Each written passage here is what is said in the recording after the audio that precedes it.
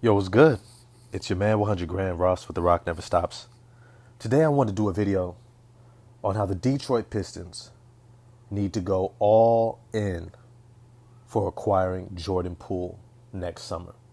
If you like this video, I want you to smash the like button for me, hit subscribe and the bell for notifications. I truly and completely appreciate all the love and support, all the comments, all the backlash, all the back and forths in the comments section. I truly appreciate everybody who engages with me on this platform.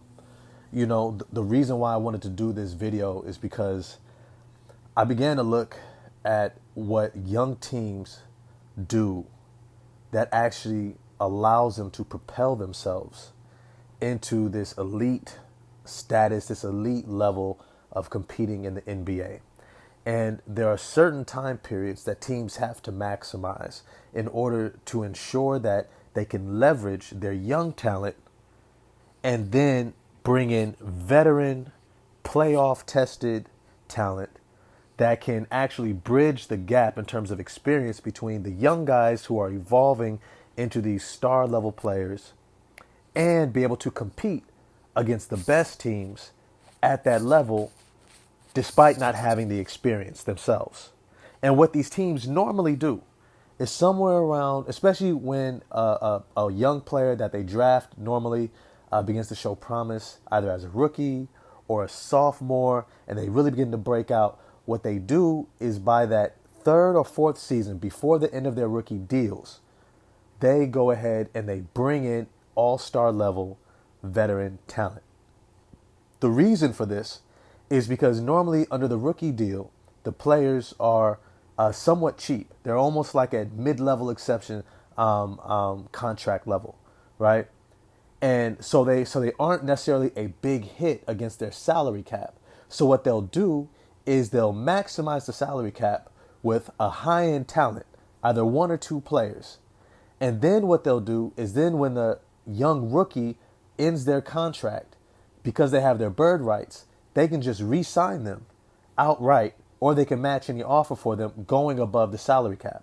This allows them to somewhat bloat their team cap potential, which allows them to saturate their team with as much talent as possible to take that leap, right? You see the New Orleans Pelicans did the same thing the last season, where they brought in first Jonas Valanciunas, but then they went out and they got C.J. McCollum.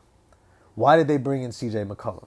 Because C.J. McCollum is a more than playoff tested, almost all-star, like that fringe Chris Middleton type all-star level talent who's just never been on the right team to be featured enough to really break through into the all-star game. But make no mistake about it, people around the NBA know his talent. That's why he had a near max contract, right? But they brought him in because they knew who were they going to have to re-sign in the offseason? Zion Williamson. Who do they also already have on that team who has a max extension? Brandon Ingram, right? They have young guys who are coming up who hadn't been there yet, but they needed somebody who could lead them that they would actually respect. Somebody who has enough talent for them to actually have to defer to and listen to. And so they brought in C.J. McCollum, and you see what the results were. Even without Zion Williamson, they were able to push the Phoenix Suns, right? I think it was like the 6 games or 7 games. I think it was 6 games, right? But another team that is probably going to be in the same position in a couple seasons is the Detroit Pistons. And the Detroit Pistons, they have a young Cade Cunningham. I don't know if you guys seen him this offseason. There's a Rico Hines video of him in that player development offseason workout and open run system. It's a wonderful system. If you haven't checked it out, look it up on YouTube. Rico Hines runs Cade Cunningham, right? Cade Cunningham, yo, he's definitely, him and Scotty Barnes, remember, they went to the same high school together, right? Mount Verde Academy. They have a similar work ethic and mindset. Both these dudes put on, I mean, we used to do the muscle watch, right? The NBA used to always have the off-season muscle watch, who put on 10 to 15 pounds of muscle, right? Both of these cats put on 10 to 15 pounds of muscle. Cade Cunningham got a chest, right? He got shoulders out there. I'm watching him in this run, and you could tell that the way he's worked out his body is that he could begin to kind of bump cats off of him, right? We all know that he showed last season he has that nice side to side handle, that Paul George, Jason Tatum type of herky jerk, handle. But something that he wasn't necessarily developed for yet, and it wasn't his fault, was just the high level physical play when you're playing against the other team's best defenders, right? When you got to go up against the Kawhi Leonards and the Paul Georges, when you got to go up against the LeBrons, when you have to go up against guys who have girth, right? When you got to go up against Andrew Wiggins, when you got to go up against guys like Patrick Williams, or you have to go up against, even like a Patrick Beverly, you need that shrug off me weight. And that's what Cade Cunningham put on. Cade Cunningham looks like he's ready to take that jump from being a close to 20 point per game scorer as a rookie to then getting above that mark, getting up to about that 24 to 26 points per game. Wouldn't be shocked at all. Wouldn't be shocked in the least bit if his stat line next season is like 24, 6, and 6 on good efficiency, right? But what that also tells you is that the leap for this Detroit Pistons team is going to also follow suit, right? You still got Sadiq Bey, right, who's like a 6'8" Buddy Hield. You still got the young draft picks, Jaden Ivey, Jalen Duren. Marvin Bagley got a lot bigger as well. You could tell that it must be like a very determined focus that head coach Dwayne Casey and their front office is really saying, hey, we need to be more physical. We've got the length, we've got the athleticism now, we've got the quickness, we have skill, we've got shooting. But to win in the NBA, especially on the defensive end, you have to have a level of physicality. You have to have a level of, hey, you know what? We're going to be able to impose our physical will and wear you down, especially when you start looking at playoff basketball. So when you see what's coming for the Detroit Pistons, you also have to forecast not just next season and not even just the season after that. You got to start thinking 3 to 5 years down the road. Because whenever any team gets a young superstar, I say this off top, unless the CBA, the players contract with the NBA governors, until that changes, you have a 4-year rookie scale contract, and you normally have a 4-year extension, right? Even if it's a max extension, but normally in the last year of that extension is an opt-out clause, is a player option. And I always say, if a team has a great player, an all-star, all NBA level talent, you're probably going to have him guaranteed for about 7 years. Now, I know the Donovan Mitchell situation is really new. That's really rare. Zion Williamson even, he's kind of in his own world as well. I respect it, but that's rare. Most players, when they sign that next max extension, they're there and you've got them.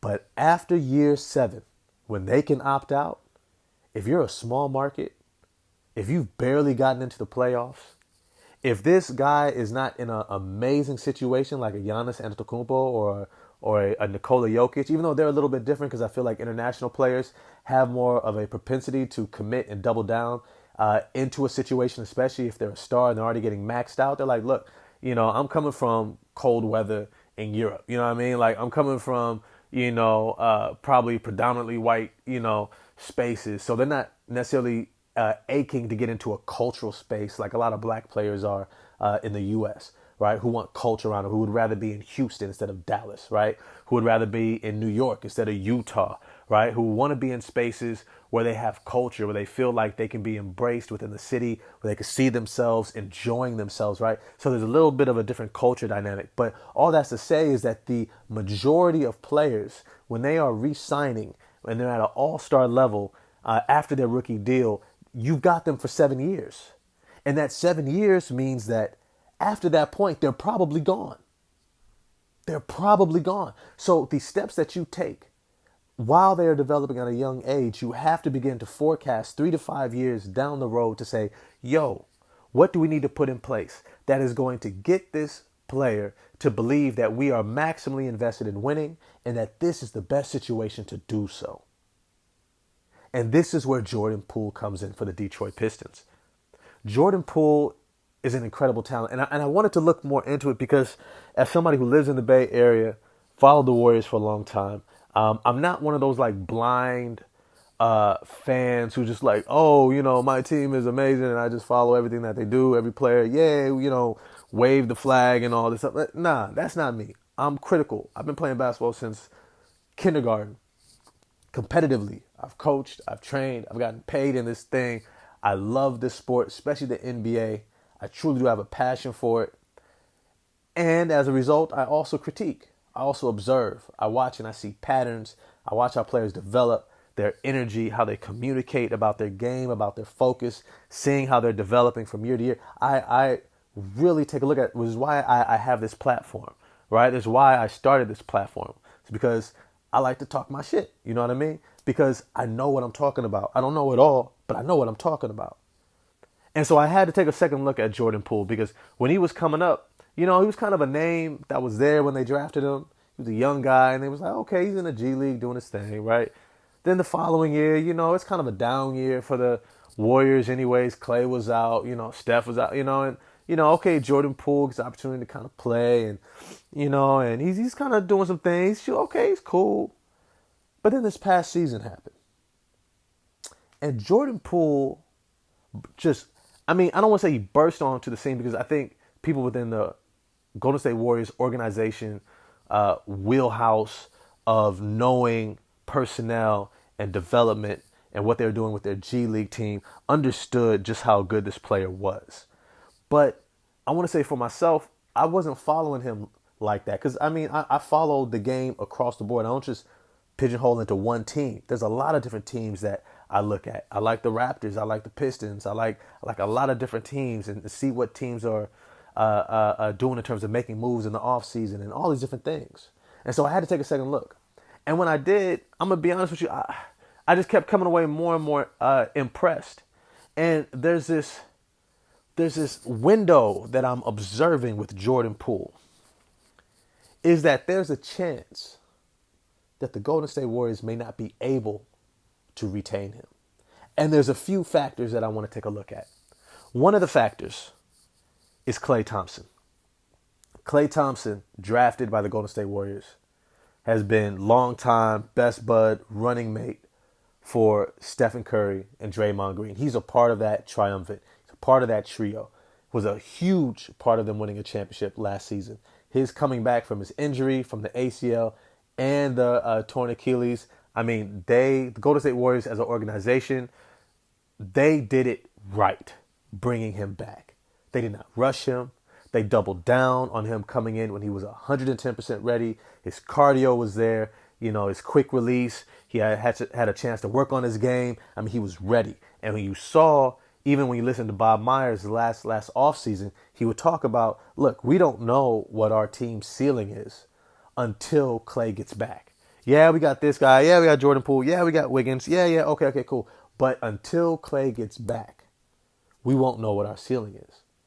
And when Klay came back, they realized, oh, we've got a championship ceiling. And that's exactly what happened. His ability to play at a high level on both ends of the court. And this is one of the main factors in the Jordan Poole situation. Is that as good and as electrifying as Jordan Poole is, and the elements that he brings to this team in terms of being quick off the bounce, being able to get to the rim, create his own shot, his ability to play make, get out in the open court and transition. He has great length, size, a great high ceiling confidence level. He's still not better for this system than Klay Thompson. He's still not better than Klay. And Klay, you have to understand Klay's competitiveness. Yeah, he came back from injury last season. He wasn't at his 100%. We all know it's the second season coming back from an ACL injury or a major injury that the player really hits their stride again because it's a mental thing, right? You need the full season of being able to feel your body back under you, your legs moving as they do. Okay, cool. We can do this. Now I'm confident. Now I can really begin to progress my game again to get back to where I was the second season, right? I think we're going to see this with Spencer Dinwiddie in Dallas this season, right? So which is why they didn't mind letting go of Jalen Brunson, right? Now, Klay Thompson, two-way player. Jordan Poole, one-way player. Klay Thompson doesn't need the ball in his hands in order to maximize his game. That allows Draymond Green to maximize his role as a facilitator and a playmaker and setting up the offense. It allows Stephen Curry to do his thing, coming off of screens while he boogies with the ball when he does need to create. As a matter of fact, Stephen Curry's leaps that he's taken in terms of shot creation off the bounce, right? It only further minimizes the extreme need to retain Jordan Poole. And I say extreme need because Jordan Poole's progression is crazy right now. It's what we saw from Anthony Simons. I think it's at that level, right? Where we see a future 25 points per game scorer, a future Bradley Beal offensive force, a future scoring dynamo, a future scoring, what do they call Stephen Curry? Not a wheelhouse, but a player who can generate offense at an elite level, right? You have the LeBron Jameses. They generate offense not just through their immediate scoring, but the gravity that gets pulled around them, right? That defensive attention that frees up so much offense around them, right? And on top of that, by themselves, they're already being able to score at a high level. Now, you take all this into account, and Jordan Poole has that type of potential to be somebody who can get their 25 plus points per game and make the game so much easier for everyone else. That's the potential outlook. And this is where the Detroit Pistons come in. Because his value by the end of next season might be similar to what we saw from James Harden when he was in that last season with the Oklahoma City Thunder. Teams are definitely going to be looking at him in that regard. And as a result, they're going to want to give him the bag. But here's the thing. The Golden State Warriors are smart. They are not going to position themselves to not be able to match the overwhelming majority of offers. But I do think there's going to be a limit. I do think there's going to be a limit. Why do I think there's going to be a limit? Because one, who's also a free agent next season with Jordan Poole? Andrew Wiggins. You don't think if he turns in another 20 plus points per game season and has another dominant playoff performance, he's not going to be valued at a max contract or close to it? Right? Draymond Green is going to be a free agent. He's going to want his bag. He's not going to accept less than 30. For what he does for this offense, for what he does for Stephen Curry and Klay Thompson, for how he holds guys accountable, his leadership, his defensive IQ, his ability to keep this team moving in their foundational precepts and concepts of what they want to be as an organization, that is Draymond Green. So you're looking at two veterans you're going to have to, starters that you're going to have to bring back. And that's not even to forget the following season. Guess who's also available? Klay Thompson. Klay Thompson, if he has a big year next season, right? All of a sudden his value continues to grow, right?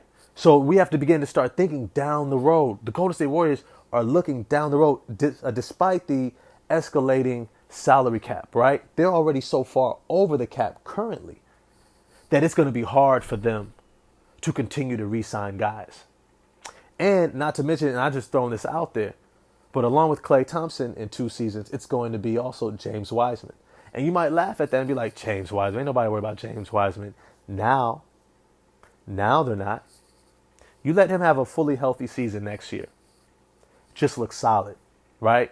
10 to 12 points a game off the bench, maybe 8 rebounds, 7 rebounds, because Kayvon Looney can't play 30 plus minutes. He's a 20 plus minutes a game max, right? That's all his body can really hold up for an 82 game season, plus the long stretch of the playoffs.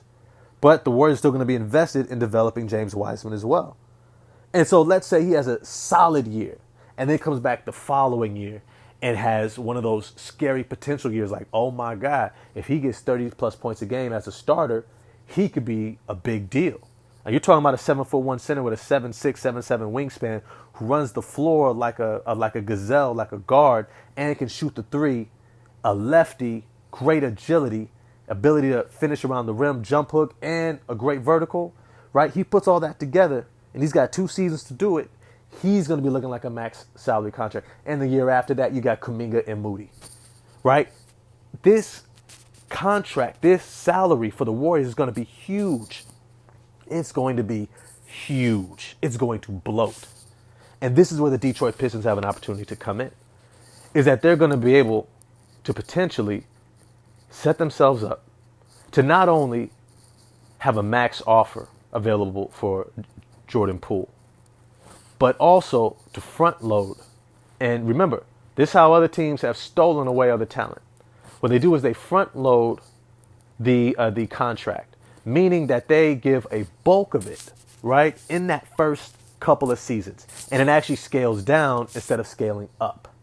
What this does is it handicaps a franchise, because now instead of you having to just pay maybe the 30 some odd million max, right, it might be 40, right?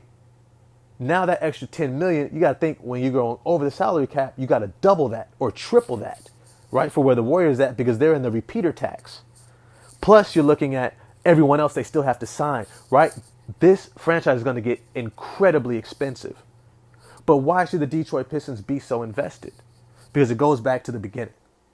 How are you going to put the team around a Cade Cunningham, right? Jaden Ivey, right? Sadiq Bey. These guys that you're looking at could potentially be the core for a championship team. Look, I love Jaden Ivey as much as the next person does. But until we see it, we haven't seen it. Let me repeat that. Until we have seen it, we have not seen it. Until we know what somebody's going to be because of what we literally are seeing them do, we cannot forecast and assume that that is who they are going to be. There have been plenty of talents who have flamed out. Plenty of talents, guys who get injured, guys who become malcontents, guys who can't seem to iron out their jump shot, can't seem to figure out the system, right? They take more time than we initially thought. You don't have that type of time window with your superstar level talent. That's not what they want to sit in. They don't want to sit in a bunch of ifs and maybes. After next season, Cade Cunningham will be like Trae Young was after his sophomore year and was like, get me in the playoffs. And so you want to get that running mate immediately, as soon as possible. And let's not forget where Jordan Poole comes from. He played at the University of Michigan, down the road from the Palace, down the road from the Pistons playhouse. Jordan Poole is a homegrown kid. He's a kid who the fans are going to know, right? They remember him as a freshman at Michigan hitting the game-winning shot in the NCAA tournament against Houston, right? Just finished rewatching that, right? They saw him grow into that sophomore season. They seen what he's done with the Golden State Warriors, right? You bring another 25-plus point scorer who can be a wheelhouse of offensive production next to another great wheelhouse of offensive production in a Cade Cunningham, right? That type of a pairing, that's your championship window. This is your core you're looking at. Despite what Ivey's going to do, Sadiq Bey is going to eventually do, Jalen Duren, they're hoping, and Marvin Bagley and all these other guys, Isaiah Livers I even like. They got some great pieces there, right? But when you can bring in sure money, right? There's a whole saying, a bird in the hand is worth two in the bush. When you can bring in somebody who is validated in the hand, you know what he's going to bring you. You don't pass that up. And at Jordan Poole's young age, being from that area, there is every incentive as a Detroit Pistons organization to say, that's our guy to go get. Whatever we got to do, we got to go get that guy. Because you pair him next to Cade Cunningham, you are stepping into your window. By the time Cade is getting his max extension from the Detroit Pistons, you will be in the championship window. You will be there. I guarantee it. I guarantee it. But at this point, if y'all stay with me to the end of this video, I appreciate y'all. I want to know your thoughts. Do you think they go all in for Jordan Poole? Right? What do you think it's going to take to get him? Do you think the Warriors are going to be able to match that offer? Right? What do you think the situation is going to look like? Let me know in the comment section. You know I always get back to you in the comment section. Please like, please subscribe, share the video, hit the bell for notifications so you get new notifications on the videos dropping. And I'm out. Peace.